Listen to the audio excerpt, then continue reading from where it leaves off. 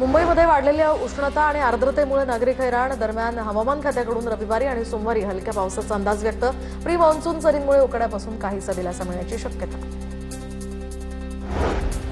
नीट यूजीची प्रश्नपत्रिका फुटल्यानंतर आता फेरपरीक्षेसंदर्भात सर्व घडामोडींची माहिती पंतप्रधान कार्यालयाला देण्याच्या सूचना। संरक्षण मंत्री राजनाथ सिंग यांच्या उपस्थितीमध्ये झालेल्या बैठकीत या सूचना। प्रश्नपत्रिका देशभर पोहोचवण्यासाठी टपाल विभागाऐवजी आता हवाई दलाची मदत घेतली जाणार। दिल्लीतील मोदींच्या मंत्रिमंडळामध्ये लवकरच मोठे फेरबदल होण्याची शक्यता। केंद्रीय मंत्री पंकज चौधरी यांच्यानंतर आता केंद्रीय मंत्री हर्ष मल्होत्रा यांच्याकडे दिल्ली प्रदेशाध्यक्षपदाची धुरा। दिल्लीतील आगामी महानगरपालिका निवडणुका आणि विधानसभा निवडणुका या लक्षात घेता मोठी जबाबदारी। कॉकरोच जनता पार्टीने दाखल केलेल्या याचिकेवर आज दिल्ली उच्च न्यायालयामध्ये सुनावणी। कॉकरोच जनता पार्टीचे एक्सवरील अकाउंट ब्लॉक केल्याविरोधात संस्थापक अभिजित दिपकेची याचिका।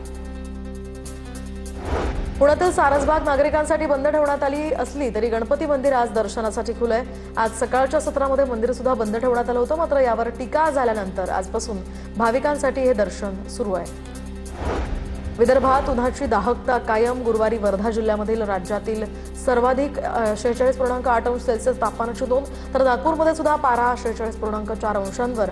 पुढील काही दिवसात उष्णतेची लाट हळूहळू कमी होण्याचाही अंदाज। नागपुरात 5 दिवसात 22 जणांचा उष्माघाताने मृत्यू झाल्याची शक्यता। जिल्हा रुग्णालय आणि रेल्वे स्थानक परिसरातील मृतांची संख्या या ठिकाणी चिंताजनक। दरम्यान पोलिसांकडे 24 ते 27 मे दरम्यान शहरात दररोज 5 मृत्यूंची नोंद आहे। रत्नागिरी जिल्ह्यामध्ये आज आणि उद्या तुरळक ठिकाणी हलका पाऊस पडण्याची शक्यता। समुद्र खवळल्यामुळे मच्छीमारांनी नौका किनाऱ्यावर आणल्या।